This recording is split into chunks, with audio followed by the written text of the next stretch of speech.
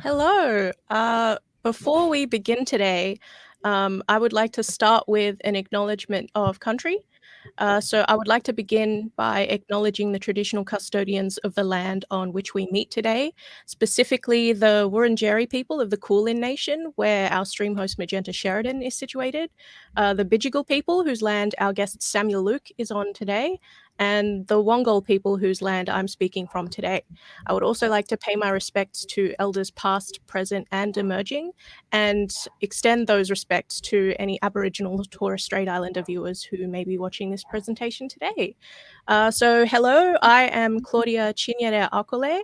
I am an illustrator, animator, and cartoonist based in Sydney, Australia. I work and live on Gadigal and Wongol country. I'm the 2021 facilitator for the Toolkit's Graphic Narratives program. And graphic narrative, for the purpose of this talk, is one of many names, such as graphic storytelling or graphic novels, or as I simply love to call them, comics. So I would love to introduce our special guest today for our first live broadcast, which is Samuel Luke Beatty, also known as Samuel Luke Art. He is an artist who works across traditional media and digital illustration, creating prints, artist books, embroidery works, and his practice uses graphic narratives and autobiographical storytelling to explore the intimate realities of being transgender. Samuel currently lives and works in Sydney on Bidjigal Land, as I mentioned earlier. So before we begin formally, I need to go through a few pieces of housekeeping. So to let you know what the heck you're watching today, Toolkits is a 12-week program for writers aged 30 and under, and it's created to develop their skills in a unique and exciting online environment. Toolkits is run by Express Media, and Express has been around for about 30 years, developing, supporting, and promoting young writers through workshops that develop their skills through opportunities for constructive feedback and publications, such as VoiceWorks, which I believe is next Saturday, and through awards and programs that recognize excellence. So Toolkits is an online program with participants from all over Australia, and during April, May, and June this year, we're presenting a live session of broadcasts for anyone to tune into each fortnight with a focus on fiction, nonfiction, and graphic narratives. That's us. So Toolkits is a program that is generously supported by the copyright agency Cultural Fund, and this session will be available on YouTube as a resource, and it will be captioned in the coming days. So if you would like to ask any questions, you can do so on Twitter using the hashtag EMToolkits, that's TOOLKITS, and or via the live chat section under this video on YouTube. So tonight we're going to be talking about nonfiction storytelling in comics. And nonfiction encompasses everything from explainer comics to journal or sketchbook diary comics to biographical or autobiographical comics to editorial or journalism-based comics to research information design comics to recipe comics. So it's a pretty flexible definition. And I've decided to approach this topic on the grounds of relevance within the local Australian graphic storytelling community and on the basis of accessibility to younger writers, because that's what this whole program is about. Thus, it's a pleasure for me to have Samuel with me here today because he has such a consistent body of work that deals with real life experiences, and his autobiographical foundation in his work has let him translate his comic making skills to other non-fiction based works. So he's incredible, and I will now let him take over and talk about what he'll be talking about today. Oh my gosh, thank you, Claude. Thank you so much for that beautiful introduction. And it's such an honor to be here today sharing my work with you and with Express Media. So thank you for having me. I would like to share my screen now. Yes, of course. Please take it away. Cool. 1 second. Cool. Okay. We're all good? Yeah, I'm so excited. Yeah, okay. Cool. And can you see me as well? I can see you. Okay. Well.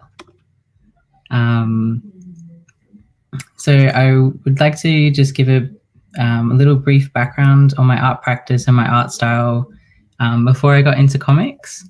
So I have a background in printmaking and drawing, and I studied at UNSW Art and Design from 2014 to 2017.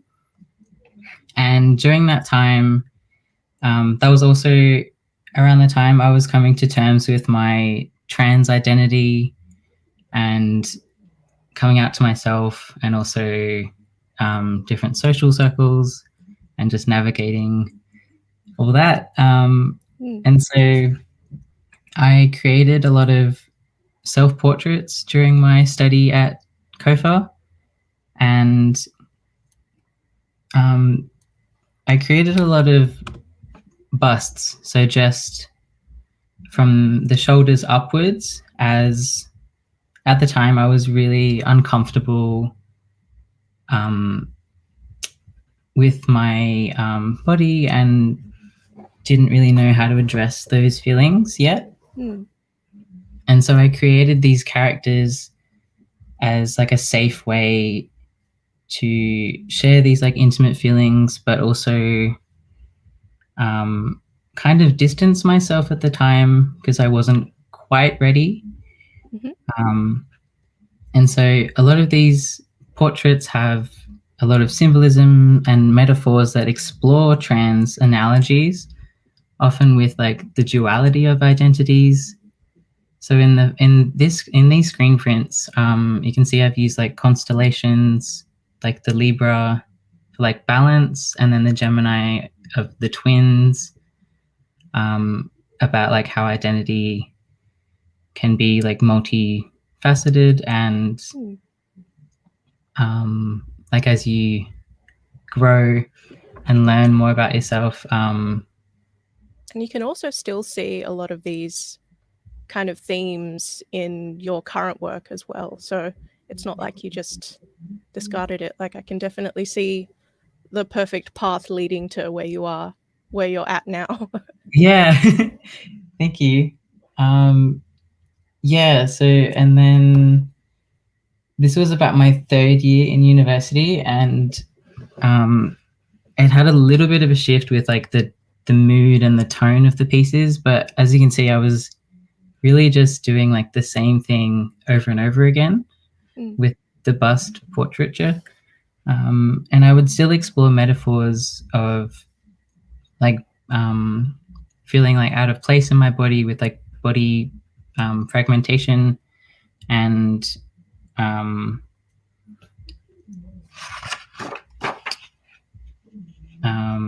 that it was kind of, I reached like a plateau in that sort of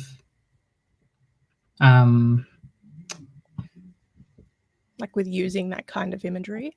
Yeah, exactly. Like using the same imagery, and I felt like I wasn't engaging in like broader conversations about my identity at that time. And then this comic, so this was I think the very first comic that I made. So it was like a little zine that I made. And zines were a new form of storytelling for me that I'd found where I could use images and text. And so this was a little zine that I made about my childhood with short anecdotes, about little stories, and often with that connected to like trans narratives, like younger me saying I wanted hair like daddy's, and just like other little things that stuff that doesn't come off as significant at the time. People are like, oh, kids they all say the darndest things, don't they? And then you look back at your childhood and you're like, ooh. Oh. Right. Yeah, and like I did them on tracing paper, because like memories, like they sort of blur and like blend together like as you recall them. And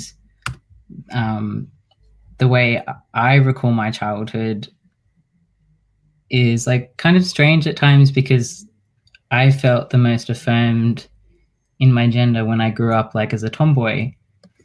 And then so this project was called like Untold Boyhood. So like recalling my childhood as if I had a boyhood. And so these images, I created like gender affirming imagery because a lot of my childhood photos, I don't have that representation or those affirming photos of me. And so in 2016, I had the opportunity to travel to Montreal, and I studied printmaking and also artist books. And that was the first time that I was actually out as Samuel, and I was using he, him pronouns for the first time. And it was the first time that like I had introduced myself as Samuel, and then this was also the first time I had like addressed my trans body in an artwork. And so this little artist book was called Matter, and it was meant to represent, it was called Body is Book and Book is Body. So you had to create a book that represented your body in like its most truest form. And so I would still use like some trans analogies and like paired the illustrations with text. So it's still a comic, like at the heart of it. Yeah. Deep at the heart, words and images. Yeah, definitely. It was kind of like a light bulb moment for me that like I've found like a way of telling my story in a way, yeah, that's like new to me, but like I can dive really deep with comics. It just doesn't have to be one standalone image. I can have multiple panels and I can unpack the narrative as we go on. Another little comic I created is called How to Grow Your Own Gender, which was a little handheld book that provided little positive affirmations for your gender or anyone who was reading it. And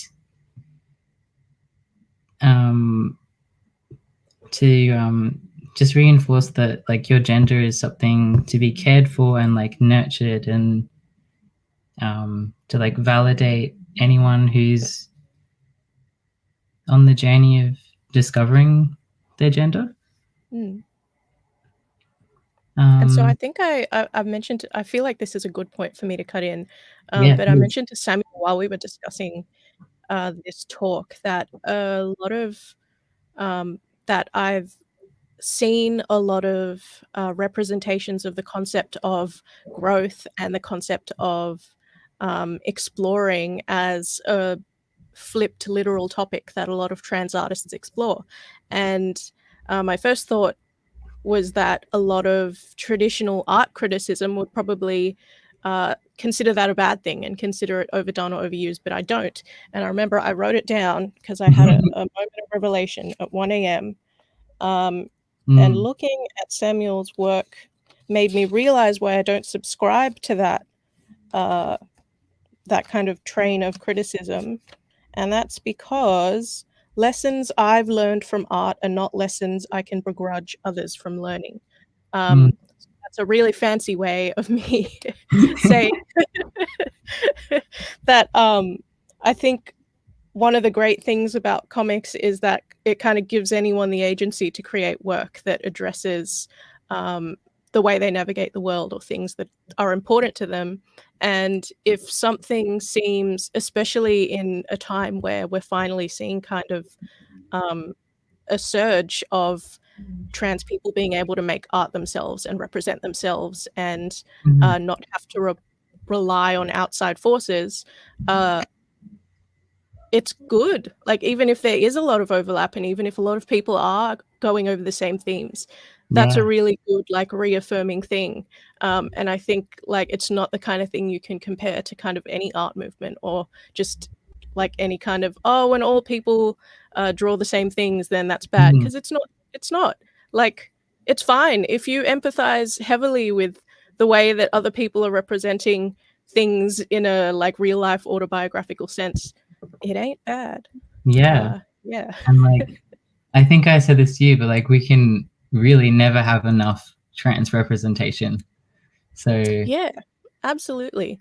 yeah. So we do have a Twitter question, Oh yeah. if we want to address it. So it asks, how do you navigate how much of your personal self you put into a work that's going to be consumed by the public / by others?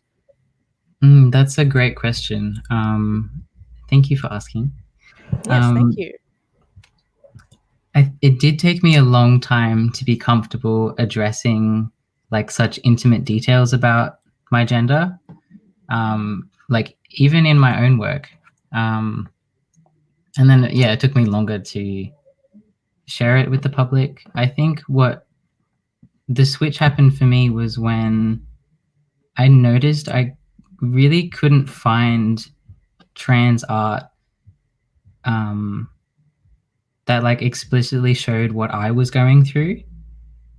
And like I turned to like comic books or the internet and I couldn't really find much. So I Mm. sort of decided that it was really important for me to express,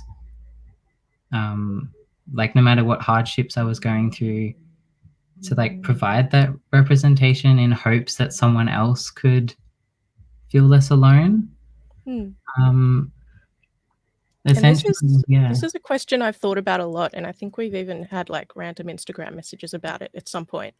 But Mm, it's generally extremely difficult to make personal work because part of what we're driven to do as artists is like, this is how we process these things. Like, I don't know yeah. about you, Samuel, but Oh, like absolutely. creating personal art is kind of like, I keep coming back to it because it's part of how you can kind of separate your issue from yourself, and then you can kind of address it and like put it out there. And it's terrifying to be that Yeah. vulnerable and put yourself out unambiguously into the world.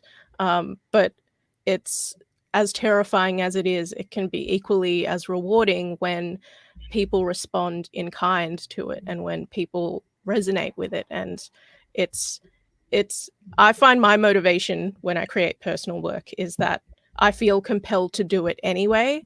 And Yes. so the step of sharing it with others publicly is kind of a risk that you have to build yourself up and assess whether you're willing to take it. So it's always, yeah, it's always terrible being vulnerable in public. But at the end of the day, a lot of other people are people and they go Mm. through similar things and they think similar things and they might be nice to you on the internet. I know that's rare,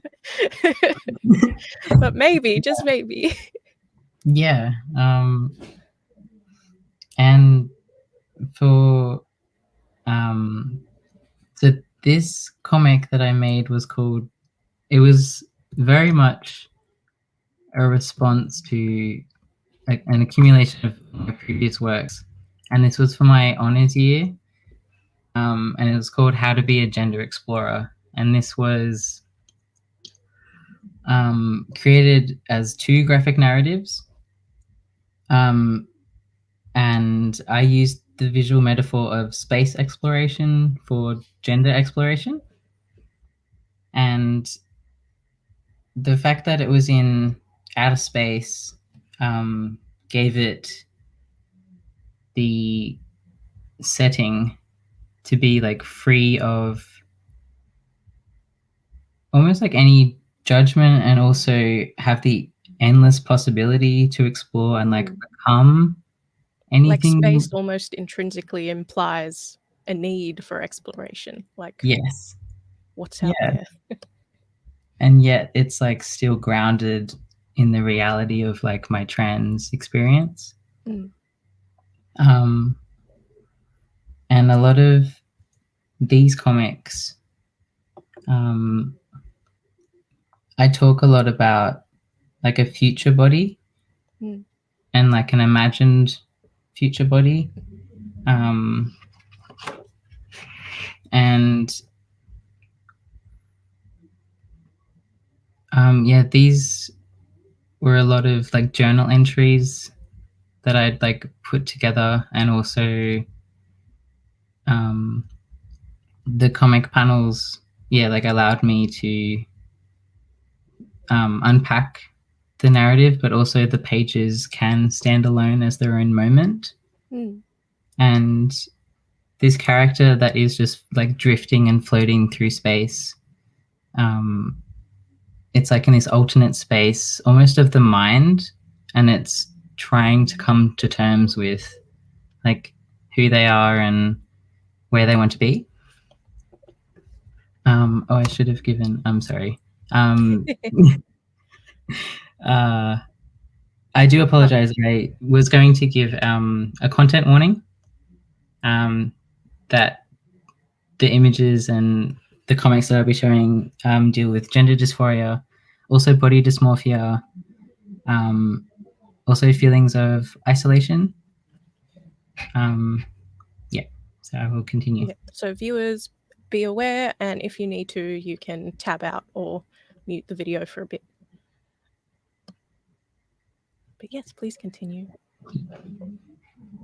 So this was in the second issue of How to Be a Gender Explorer, where I used the setting of the space shuttle to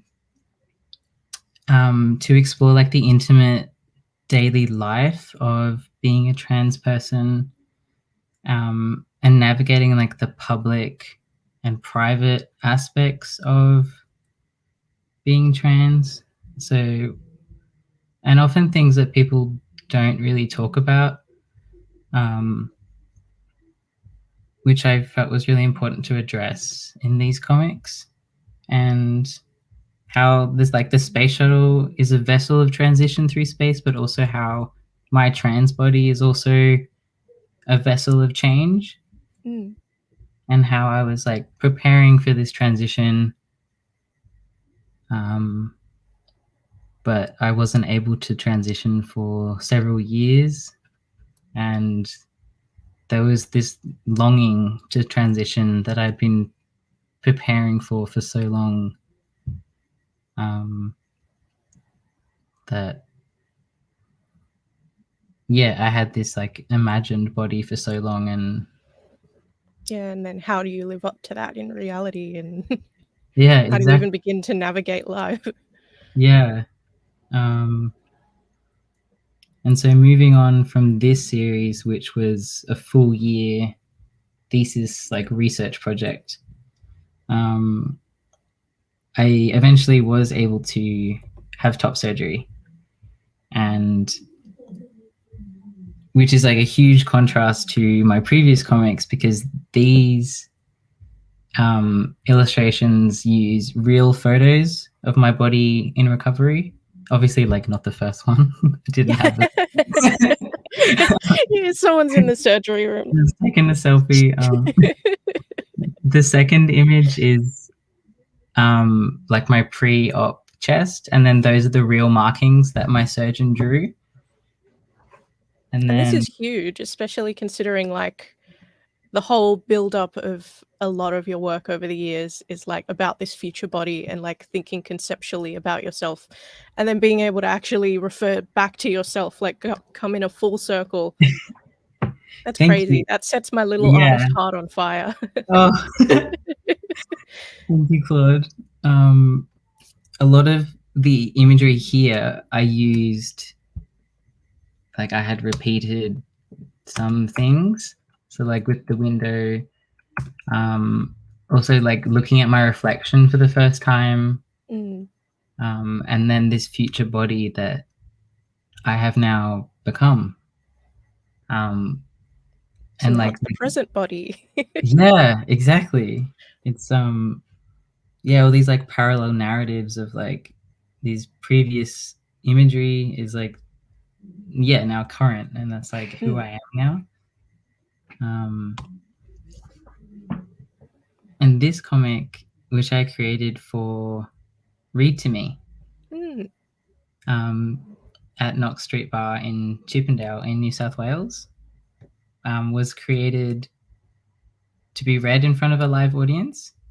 And also it was the first comic that I had made that was solidly grounded in reality. Like I didn't use any metaphors of outer space or It's like the shuttle and landed. We're here now. yeah, We're on here Earth we again, y'all. and so this comic came about as about 3 journal entries that I had stitched together with imagery of like current photos of myself and like older photos of me. And the comic is called Comfortable, and it's about navigating the world as a trans person, and in my experience, still feeling uncomfortable in my body, even though I've reached all these milestones of being on testosterone for a year and being post surgery for a year and still feeling like a lingering discomfort of how people perceive me and like the lingering previous versions of myself that are hard to forget, which is a type of a trans narrative that I didn't see represented. Yeah. I often saw people, which is wonderful, that people were like, I feel so at home in my body, and it was like a switch went off and they were so happy. And I felt like it was more of a gradual change for me, like an adjustment. And I also think period. it's super important to be able to voice that kind of experience that's kind of different from the narrative that you've seen from others, where I have reached these goals of mine, I have attained these milestones, but it's not a quick fix. Like life doesn't just flip on its head all the time. Yeah, exactly. Yeah, like I had been longing to transition for so long, and then all of a sudden it's happened. It almost felt a bit jarring. I was like, oh, so like now what? Like, yeah, where am I? yeah. Yeah, so like I'd been imagining it for so long, but yeah, I'm here now. And this comic was called In Transit, and it was the first introduction to Pink and Blue. Pink and which blue, is iconic combination. absolutely. Yep. we both love Pink and Blue. Very on brand for both of us. Yeah. And this series was about my healing and like recovery process, but also just about showing how my trans body is in transition and like going through all these changes. And I wanted to visibly show like clear trans imagery of like me doing my hormone injections, like chest binders, my top surgery scars, and just showing And this my is kind body. of, sorry to interrupt, but this is a really big like combination of the two previous works, like using the kind of cosmic imagery, but also completely grounded in reality with the actual figures that are in it. And so it's super cool. I think it's super cool that you have this like progressive body of work that kind of shows all of this happening in a really clear sequence, because I think like trans joy isn't just a be all end all. Like it's not, it's really hard to be like, yeah, and then you reach this point and you're happy and like everything in life is great. I think it's wonderful to get to see the whole journey, like, and presumably continuing on into the future. Yeah, it's Thank big. you. It's good. I feel like my work at this point really shifted into like documenting my transition, and all these little moments, which led into this comic, which was created for my first solo show. And this was also going back to like the outer space cosmic metaphors, but like expanding it further. Mm. And so this was me talking about the complications from my top surgery. And then, yeah, documenting the healing process and how my body changed and healed. And another thing not spoken about enough is like all these behind the scenes. Like actual medical or health related issues that might pop up or complications. And I Yeah. love that you've like plotted out your scar as like a constellation. That's meta. Yeah. We have another Twitter question, Oh, yes, please. which is how do you go about editing yourself / your work in this space when dealing with really personal and or traumatic experiences? Also, what comes first for you in your work, words or images? Wow, thank you. That's a great question. Yeah, it's a good Big one. question. I might address the second part of the question first, which was my comics always start as journal entries, which are often just in the notes app on my phone. That's a classic. Me too. Oh, you do not want to see my notes app. It's got like 30 different folders of all these, organized chaos, honestly. Yeah, and every single time it's like when you scroll up and you can see the date and it's always like 1:32 a.m. Yeah. 3:15 a.m. That's so true. It's but that's like, I don't know, when my thoughts are just the most. Yeah, that's when your brain's all bubbly.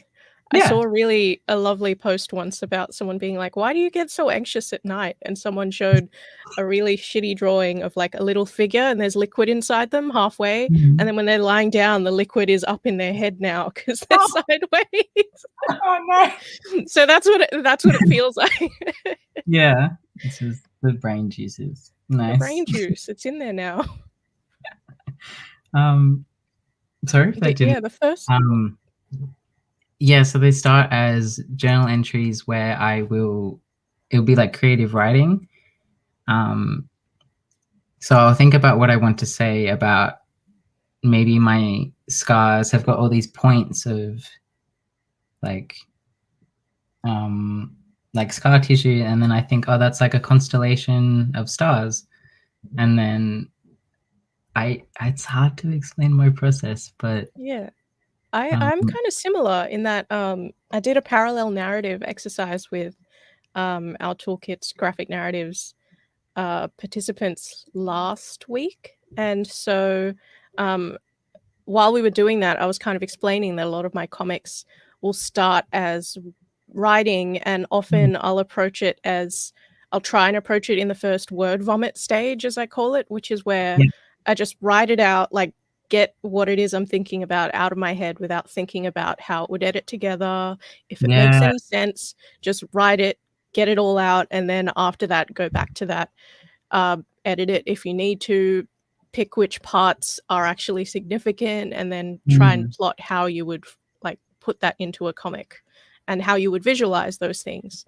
And as we can see with Samuel's work, the wonderful thing about comics is like we don't have to be completely grounded in reality. Like we can use visual metaphor, and we can use any sort of visual representation for what the words are. It doesn't necessarily have to be an action by action explanation of what you just wrote. Yeah, that's very much my process too. So like these pages were very much created in like a word vomit way. Yeah, I love making people say and then I would edit it and like change the order around after and like curate it. But to address your question about, I think it was, how do I talk about traumatic when dealing with traumatic experiences. So this comic was quite a traumatic experience. Little content warning, the black holes that I'm referencing are about when parts of my incisions opened up. And I had a lot of scar tissue breakdown, and it was very traumatic because my results were all of a sudden not what I wanted. And the reason why it was called body in retrograde was because a retrograde orbit is just an orbit that's going on its normal path, but from a different perspective, it looks like it's traveling backwards. Mm. And so I was healing from top surgery, but then all these complications were popping up.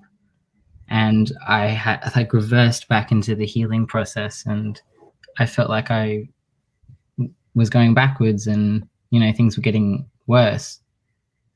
But it was very traumatic, and I think it was really important for me to make this comic because it was a way for me to process those traumatic feelings, and it was, to be honest, really therapeutic to put this together.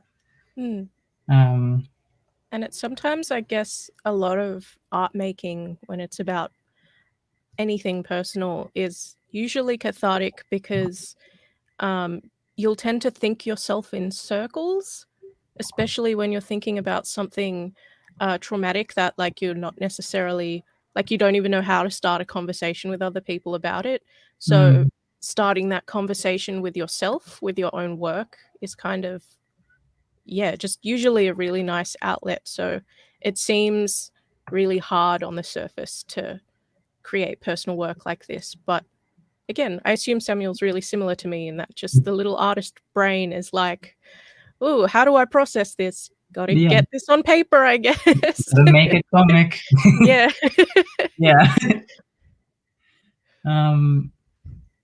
Yeah, and so that was how I process things that happen to me. Yeah. And so another form that my comics have taken on is with more professional commissions. Hmm.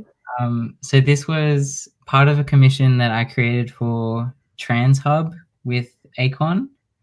So Transhub is an online resource for Australian and New Zealand trans and gender diverse people, and it's the biggest online resource for trans people to access care, support, and any legal, medical, or like social help they need for their transition, which is something we didn't have in Australia before last year.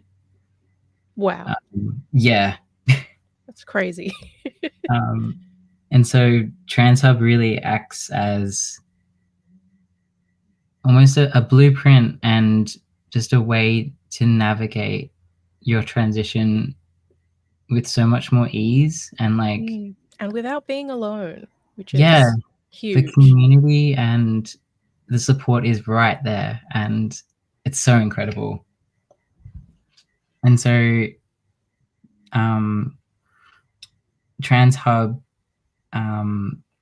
Teddy Cook and Liz Duck Chong, they approached me and they commissioned me to do 50 illustrations for the website. And one of them 50. 50. Big 50. 52. But yeah. That's a year's worth, like one illustration a week, 52. Yeah. Yeah, it was heaps. And there was this comic that I created about trans people accessing like gender affirming hormones. And it was very much modeled off my Gender Explorer style. And yeah, it was like the first time I had drawn different trans people, like not just myself. And yeah, really, it was really wonderful to connect with the Transhub team and to work on such like a life-saving and life-giving resource. And I was also, I did color, which was fun. It's also really interesting that like this comes like right after you've gone on this kind of, in the context of your art, like this gender Mm, exploration in a completely isolated way, and then like you've landed in this spot where you get to articulate that concept for lots of other people, and in ways that, like you were saying earlier, where like things that people reach out to you and say like, oh my god, I felt exactly the same. It's incredible that like that ended up being an immediate like landing point for your work after going through this huge transition, dare I say. yeah, exactly. Yeah, it was super incredible to be approached to make art for Transhub, for trans people. Um, honestly, the dream commission. Like, also a little content warning for the next slide. It features 2 trans people in underwear. Here we go. So yeah, I got to draw different bodies, also like with different experiences to my body. Yeah, which was amazing to contribute to like such a huge support resource. And another commission, Oh, I'll just which, quickly put this out there. oh, A big, reminder from Express Media yes. to get your questions in if you have any. So use the hashtag EM Toolkits so we can see your question before our stream ends, because time flies when you're in space. Oh my goodness. Yes. Yes, please continue. Thanks, Claude. So a content warning about this comic is that I was approached by the ABC to illustrate an interactive webcomic about Mara Ellis, who is a trans woman who was sent to a men's prison in 2018.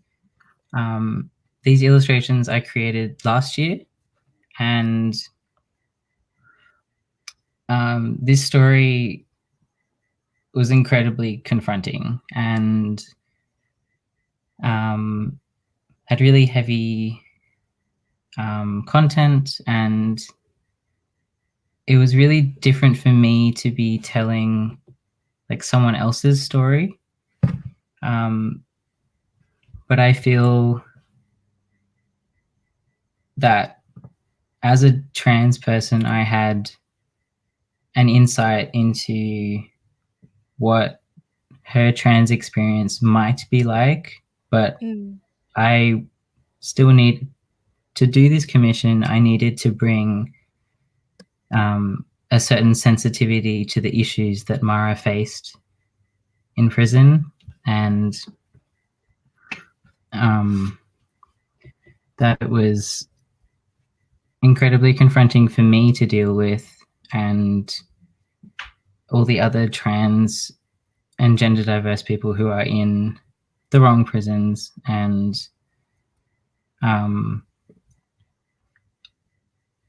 yeah, it was an incredibly important and impactful webcomic to spread the like awareness about these issues that trans people are facing. And it won an award. It Won an award. Thank you. Yes. But yeah, this is a really like a picture perfect example of how art in editorial contexts is really important and like really good at visualizing complex ideas or like disseminating complicated stories. And the problem is that it's so incredibly hard to like approach and make, especially when it's a person who can heavily empathize with the experience of the person in the story. But it's so hard because it needs to be made. And yeah, so as an artist, being faced with work that you know needs to be made but like can be personally taxing, Yeah. that's kind of, I think I just want to note that, like, if you do make personal work and like you do get put in a position to make work like this, you have to be prepared that, like, it's difficult, and it's also okay to, like, set boundaries and, like, speak to, like, whoever's employed you or commissioned you and let them know, like, in the in the nicest way you can, like, what you are or aren't willing to do, or it's a difficult one, because, like, editorial work is how the masses get to learn about these things outside of our indie art circles. But yeah, it's hard as hell to make. And you did a great job on this comic. I was so impressed. For those who are currently watching, you can search for this story on ABC. If you search Mara Ellis, or if you search Samuel Luke, you should be able to find it. So it's actually an interactive webcomic. So each of the panels kind of have a parallax effect and, like, animate into each other. It's really cool. Thank you. No problem. Sorry for cutting in. No, absolutely not. And so this is sort of what my practice is leading into. The kinds of imagery that I'm interested in. Again, I'm, like, returning to self-portraiture and expanding on what a comic can be. As a comic is essentially image and text and panels, but in the first piece, that's an embroidered comic, and I have little tiny rocks that I made out of clay, which actually reference, like, some of my childhood rocks, rocks that I've had since I was a kid. I remember seeing these in person and being like, you are the sweetest thing. I like rocks. And it's how both of these pieces about, now that I've had top surgery and I'm experiencing this sense of ease of, like, feeling at home in my body, I feel very connected to my childhood self, and that childhood sense of ease of, like, just existing honestly without a care in the world. Yeah. And I feel like that's probably across the board, where, like, I know it must be way more intense for trans and non-binary folk, but that feeling of when you're a child, like, gender, like, you just don't recall gender being that big of a deal. And then there's just a point at some point as we grow up where, the world makes it a big deal. Yeah. And in the second piece, Same, which is a digital print that I made this year, I'm mixing, the themes of returning to a childhood comfortability, also, like, a past self, and embodying that future body again. That we're all the same body, which is, wild to think about. Incredibly wild to think about. And then my most recent comic, which I will give another content warning, is that it addresses my sexuality as a gay trans man, and the slides show photos of me in my underwear. So nothing too graphic, but it is very vulnerable. And in this comic, I address my fears and insecurities about being a gay trans man. And this is the first time that I've ever addressed my sexuality in a comic.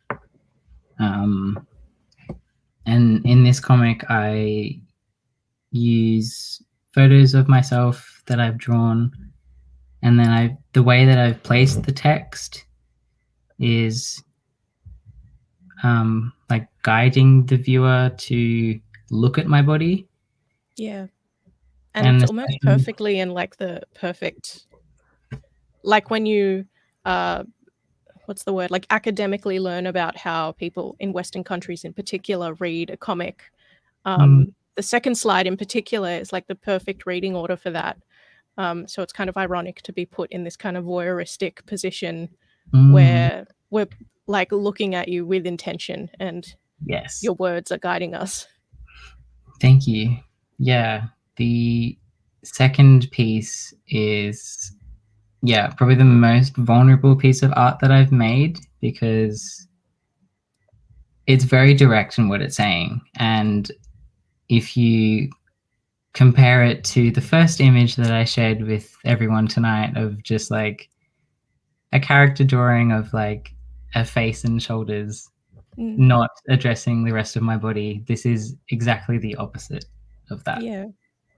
I think it's also worth noting that relating to the questions about vulnerability and like showing like really intimate personal details about yourself to the public, it's really clear to see that like you didn't get here from nothing. Like you didn't start doing that. Like you started in a completely different spot and kind of worked your way up to sharing these intimate details with the public. So obviously for any artists out there watching, don't feel like you need to just air out all your dirty laundry and like show the world all of your fears and tell everyone all of your traumatic experiences, because you can start making art to address it in more ambiguous ways.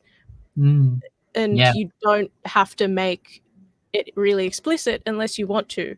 And I can see that like Samuel's worked up to this stage of making this really intimate personal work.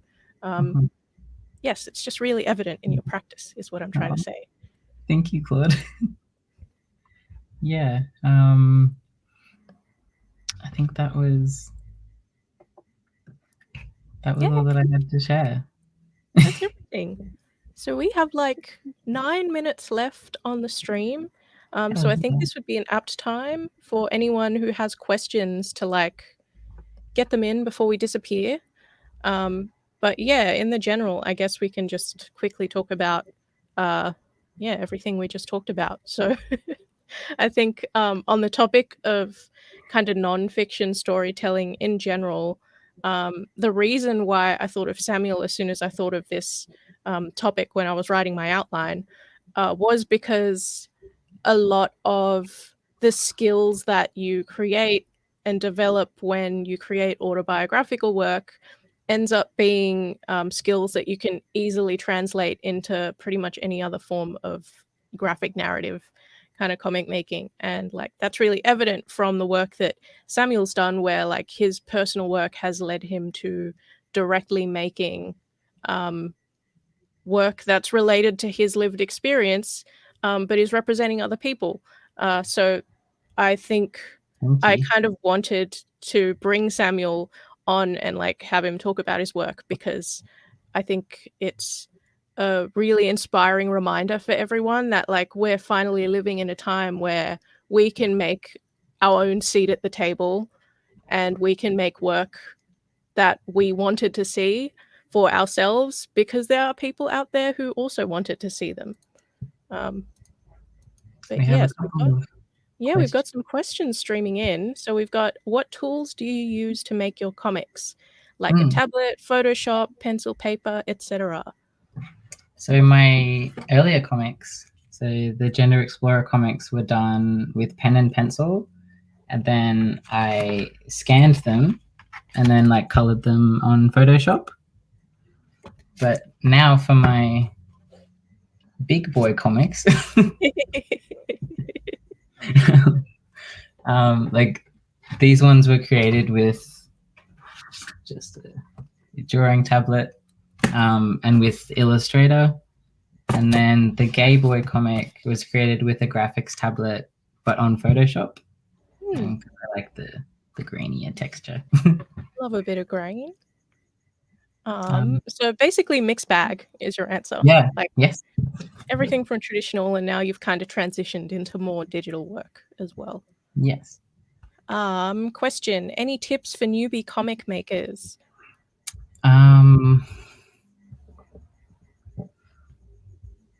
Gosh, just I don't know. Make work that you would like to see. So if no one's making it, just go for it. Yeah, and also one thing, because that's pretty much my advice to everyone if anyone ever asks. The other thing is like if you think people are kind of making that work already, it'll never be the same as your perspective on it, because at the end of the day, we're all completely different people. So like, yeah, just start, just give it a go. If you want to see something, make it. Yes. And then another question, who are some other comic artists we should look up? I would recommend, I did have it prepared. I might have put it away. Ooh, here's one I prepared earlier. Here's one I prepared earlier.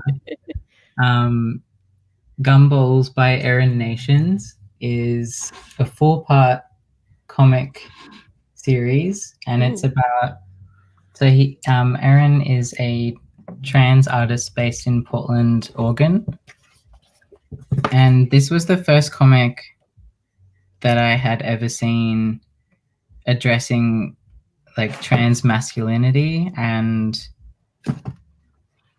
like showing like binders and like starting testosterone, and it was like in a comic book store. Like, I'm picturing like younger you like picking it up and just being like, is this allowed?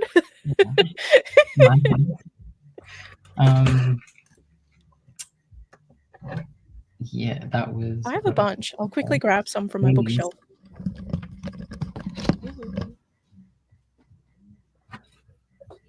I have more.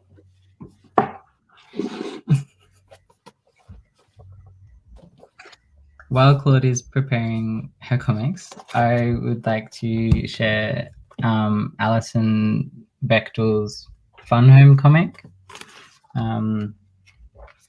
which I read in 2017. It's a very, very long read, but it is well worth it.